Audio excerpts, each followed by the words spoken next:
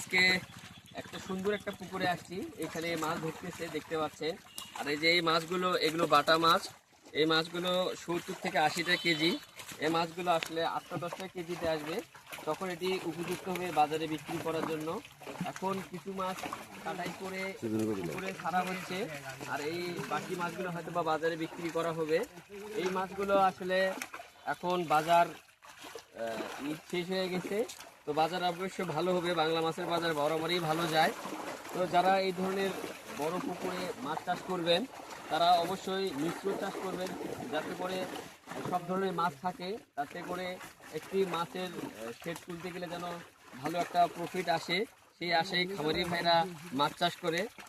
এই পুকুরটাতে যদি তেলাপিয়া 6 থেকে 7 হাজার দেওয়া যায় এবং যদি কেজিতে 2টা করা যায়, তাহলে প্রায় 75 মণ মাছ আসবে। এবং বাংলা মাছ পর্যাপ্ত পরিমাণ যদি সেট করা যায়, এর পাশাপাশি সাথী মাছ যেগুলো রয়েছে সেগুলো যদি এখানে সেট করা যায়, সাথী মাছ বলতে যে গোলসা, পাবদা, শিং, মাগুর, এগুলো অল্প কিছু করে দিলে 1 বছর শেষে যখন আমরা পুকুর প্রস্তুতি করি, তখন এই পানিগুলো সেচে তলার যে মাছটা থাকবে, এই মাছটাতে একটা আমরা ভালো প্রফিট পাবো।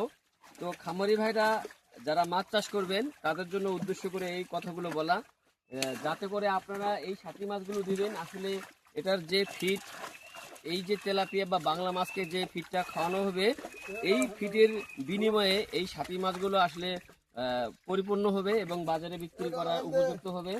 তাহলে ওই একই ফিড দিয়ে আমাদের সমস্ত মাছগুলো চলে আসবে, যাতে করে পুকুরের যে একটা প্রস্তুতি খরচ রয়েছে, সেই মাছটা বিক্রি করে যেন পুকুরের প্রস্তুতি খরচগুলো সম্পূর্ণ করা যায়, সেই জন্য এই মাছগুলো দেওয়া।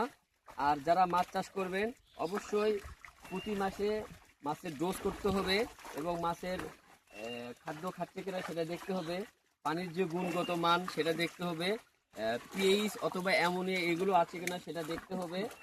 আর প্রতি সপ্তাহে আপনারা যদি একটা দিন করে ফিড দেওয়া বন্ধ করেন, তাহলে 6 দিনের যে ফিডটা দেওয়া থাকে, একদিনের গ্যাপ রাখলে 4টা বস্তা যদি সেভ হয়ে যায়, এটি অনেক খামারি ভাইদের জন্য সুবিধা হবে। এবং এই পুকুরের মধ্যে যে খাদ্যগুলো রয়েছে, সেই খাদ্যগুলো তারা খাবে। আশা করি আপনারা এটি উপলব্ধি করবেন। আর এই মাছগুলো অবশ্য এখন পুরা সিজন চলে আসছে। যাদের এই ধরনের বাটা মাছ রয়েছে, এগুলো আসলে বাজারে বিক্রির উপযুক্ত নয়। আর এই ধরনের যে রুই মাছগুলো আছে, এই রুই মাছগুলো আসলে এখন পুকুরে সেট করা।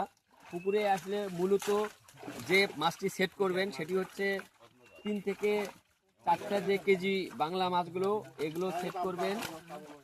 আর সবচেয়ে বড় কথা হলো, এই যে দেখেন একটা পাবদা মাছ, এই পাবদা মাছটা আসলে ছিল, এটি আসলে তারা অল্প করে দিয়েছিল, এটি 7-8টা কেজি হবে। তো এখানে যদি 20-30 হাজার পাবদা দেওয়া যায়, তাহলে একটা ভালো প্রফিট আশা অনুরূপ রেজাল্ট পাওয়া যাবে। তো সবাইকে অসংখ্য ধন্যবাদ, পাশে থাকবেন, সবাইকে ধন্যবাদ।